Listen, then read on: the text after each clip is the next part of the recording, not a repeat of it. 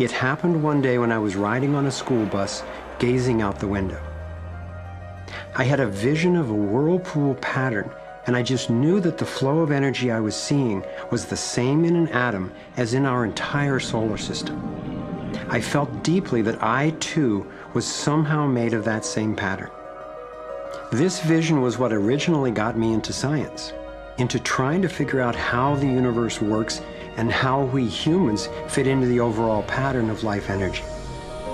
Years later, I learned that the pattern I saw is known by some in the scientific world. It turns out that in 1921, Albert Einstein got a Nobel Prize for discovering that when energy is released in the universe, there are little packets of wholeness that emerge. This pattern actually tells us a lot about how life evolves.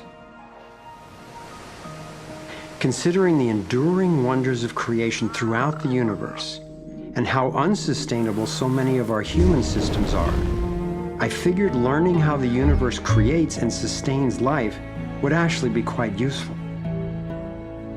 Each of these little packets of wholeness that Einstein discovered, called a quantum, is made out of its surroundings, but is distinct within it, like a whirlpool in water. These packets are always the same pattern, no matter what size, and they are surprisingly relevant to issues as seemingly disconnected as the wars in the Middle East, the global financial collapse, and how to achieve justice for everyone. We're about to explore how. Mathematicians call this pattern the torus. The energy in a torus flows in through one end, circulates around the center, and exits out the other side. It's balanced, self-regulating, and always whole. I was first officially introduced to the torus by scientist and inventor Arthur Young. Futurist Dwayne Elgin explains how the torus is the primary pattern that nature uses for life at every scale. Evolution means to unfold, to roll out. So the question is, what is the universe rolling out? And what the universe is rolling out is self-organizing systems, and you can see this at every scale. A self-organizing system is a technical term for just a system getting a hold of itself, knowing itself, essentially.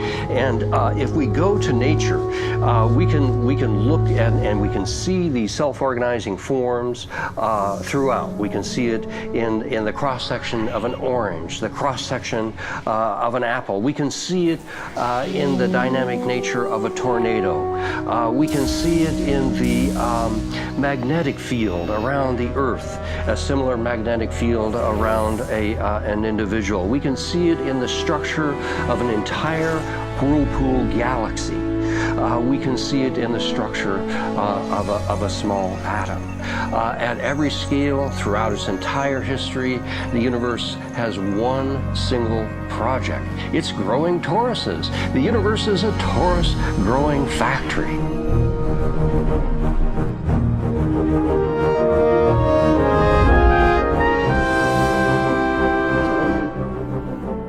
These toroidal dynamics are visible at various scales.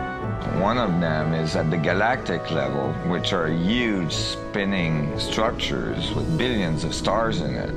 Looks like typically big arms of galaxies spinning around, and they have vortices that goes from the center out to the edge of the galactic halo that surrounds them.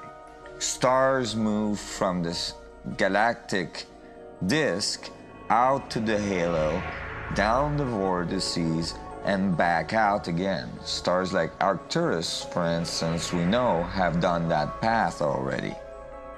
That's the appropriate description even for the atmosphere of our planet. The weather goes from the North Pole down to the equator and then back up, from the South Pole up to the equator and then back down. Even the dynamics on the surface of the sun are very similar. Of course, here we're looking at it from an external perspective on a small-scale model. when you look at the solar system embedded in the galaxy, embedded in the cluster, embedded in the supercluster, we're traveling in this boundless sea of infinite torus flow.